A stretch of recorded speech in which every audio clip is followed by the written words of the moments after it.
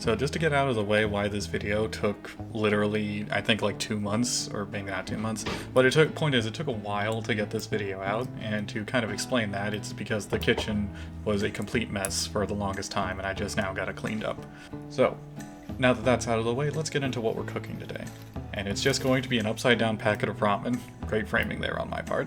Ramen is one of those dishes that is very dependent on your ability to fuck up boiling water, so the way I'm going to prepare it is going to hopefully elevate it to something a little bit nicer. Starting off, I have a cast iron cooking kettle that I'm just filling up with filtered water in the background there.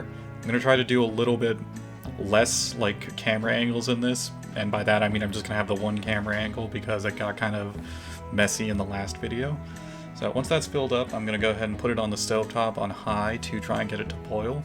Cast iron is like a really good cooking medium, but it takes forever to actually come up to temperature.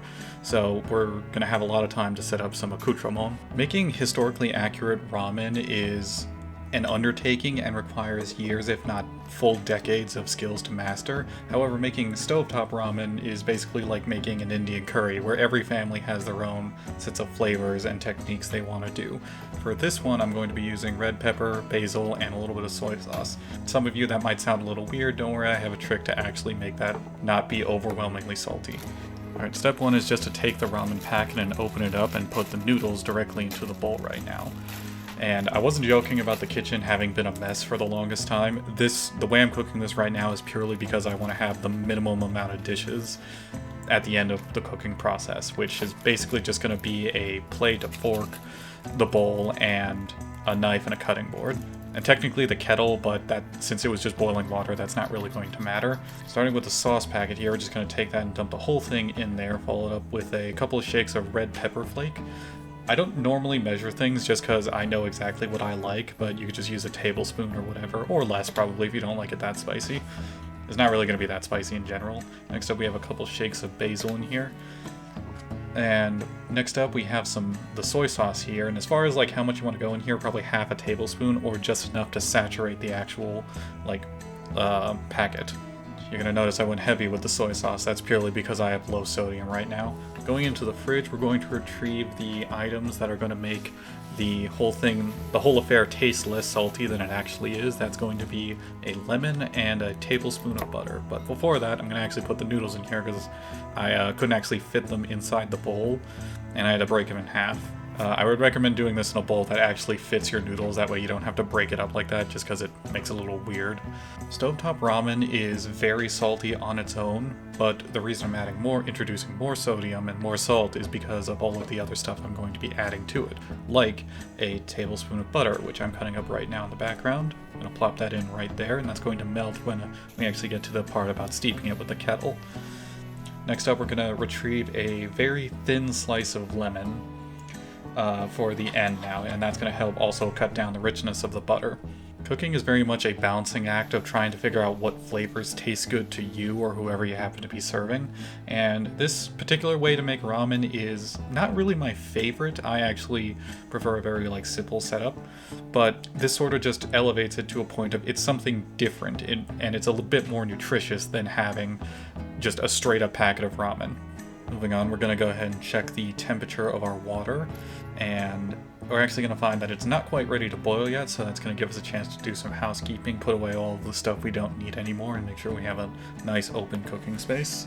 And yeah, next I'm going to also do something else to the ramen, and that is add just a little bit of toasted sesame oil. And sesame oil is kind of weird, where it actually loses its potency the longer it is cooked, so I'm going to add a kind of a large glug there. If you wanted a more heavy flavor of sesame oil, you would put it at the end. That way the cooking doesn't mellow it out. Next up, we need some protein, so I'm just going to reach into the fridge for a slice of smoked turkey from a deli. You can pretty much use any sort of butchery piece of meat that is already pre-cooked, or you can just cook your own meat on the side there. But again, I'm doing this to try and be conservative on dishes, so sandwich meat it is. Once the water has reached a rolling boil, you're pretty much ready to just steep everything in the hot liquid. So you're going to pour up there. For this bowl, I kind of did it halfway up the side of the noodles and everything else I added. You don't want to fill it up completely because it'll kind of overflow and it'll be kind of a mess. Next, we're also going to cap it with a plate there. And now it's kind of just a waiting game as we wait for everything to soften and kind of heat through.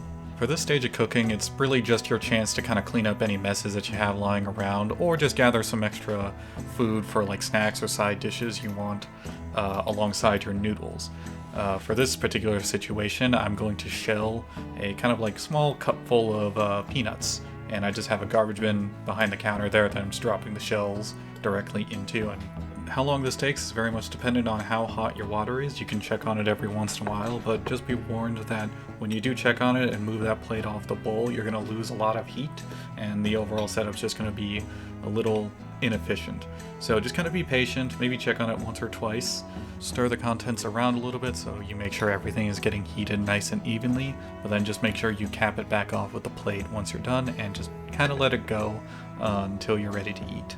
And once the noodles are softened to your liking, you can go ahead and get ready for final plating. And for me, what that's going to look like is just putting the bowl on top of the plate for some reason, and getting a soft-boiled egg that was pickled in soy sauce, because that's a very traditional sort of ramen topping. I'm going to place both halves of that in there. And to the eggs, I'm going to add a light dusting of smoked paprika, because I like paprika. I'm also going to take some roughly chopped parsley. This is honestly a lot of parsley for what I'm doing. The only reason I'm using this much is because I have a ton of it in the fridge that I need to figure out what to do with. I would recommend you use maybe half or even a quarter of what I used in the plating. And finally, we're going to take that lemon slice that I've had just sitting off to the side there and just squeeze that over the whole thing. And that's basically it. So this is not really an upgraded version of stovetop ramen, because I don't really believe there's a way to upgrade it. It's more or less just what can you do to it to make it more nutritious, more filling, and just make it so you leave satisfied. And you don't have to follow this exact recipe. It's very modular, so go ahead and just do whatever you want to do and try to make something you enjoy.